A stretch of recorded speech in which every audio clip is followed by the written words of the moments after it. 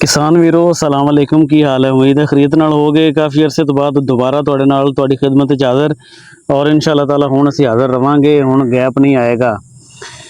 चावल ਦਾ बीज ਜਦੋਂ ਅਸੀਂ ਜ਼ਮੀਨ ਦੇ ਵਿੱਚ ਲਗਾਉਂਦੇ ਹਾਂ ਤੇ ਪੌਦਾ ਉਗਣ ਤੱਕ ਉਹ 14 ਦਿਨ ਦੀ ਖੁਰਾਕ 12 13 14 ਦਿਨ ਦੀ ਖੁਰਾਕ ਉਹਦੇ ਵਿੱਚ ਮੌਜੂਦ ਹੁੰਦੀ ਹੈ ਜਿਹੜੀ ਉਹ ਪੌਦੇ ਨੂੰ ਦੇ ਸਕਦਾ ਹੈ। ਪਨੀਰੀ ਦੀ ਗੱਲ ਕਰ ਰਹੇ ਹਾਂ, ਚਾਵਲਾਂ ਦੀ ਪਨੀਰੀ ਦੇ ਹਵਾਲੇ ਨਾਲ। अच्छा उस तो बाद जोड़ा है ना पनीरी नूं खुराक की कमी आती है और पनीरी खट्टी होनी शुरू हो जाती है।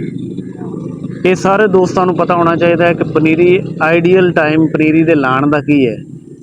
ये उत्ते वैसे तो एक वीडियो सी मैं दोबारा बना देंगा, लेकिन आइडियल टाइम ये होंदा है कि जिहड़ी साडे कोल हुण मॉडिफाइड वराइटीज़ आ गई हैं, जिहड़ियां हाईब्रिड्स हैं या होर वराइटीज़ हैं, ये 20 22 23 24 25 दिन ਦੇ ਵਿੱਚ ਲੱਗ ਜਾਵਣ ਤੇ ਬਹੁਤ ਅੱਛਾ ਇਸਟੈਬਲਿਸ਼ ਕਰਦੀਆਂ ਪੈਦਾਵਾਰ ਨੂੰ। ਠੀਕ ਹੈ, ਇਸ ਵਾਸਤੇ 14 ਦਿਨ ਦੀ ਖੁਰਾਕ ਇਹਦੇ ਦਾਣੇ ਦੇ ਵਿੱਚ ਮੌਜੂਦ ਹੁੰਦੀ ਹੈ।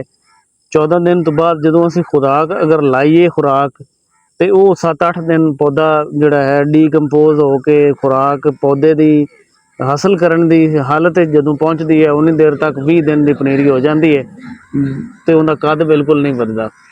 इस वास्ते जिमें ही तुसी पनीरी लगाओ कोशिश करो कि ज़मीन की तैयारी के कोई ना कोई थोड़ी बहुत खाद पा दो। अदरवाइज़ इन्हें 5 दिन बाद जिमें ढांगा मार जाए, जिमें ढांगा मार जाए तो मतलब ये है कि जिमें ही जर्मीनेट कर जाए, एम्बरीओ बाहर निकल आए, उस टाइम तुसी यूरिया जिहड़ी है वो 3.5 किलो कनाल की मैं गल कर रहा, किले की गल नहीं कर रहा। एक किले के 8 कनालां होंदियां ते एक कनाल दे विच 20 मरले होंदे हैं। ठीक है, हुण अगू तुसीं तकसीम कर लेना है। कनाल की मैं गल कर रहा, एक कनाल दे विच 3.5 किलो यूरिया, 3 किलो तो 3.5 किलो। ठीक है, 5-6 किलो पोटाश तुसीं पा सकते। और उस तो इलावा जिहड़ी 33% जिंक है या 21% जिंक है, अगर 21% है तो 5 किलो पा दो और अगर 33% तो 3 किलो पा दो। और उस तो बाद तुसीं फास्फोरस अगर नहीं DAP पा सकते तो NPK का स्प्रे कर दो, ताकि असी इनू 20 तो 22 दिन दे विच 6-7 इंच ते लै जाइए और पौधा जिहड़ा है वो 4 पत्तियां की हालत आ जाए ताकि लाण दे काबिल हो जाए।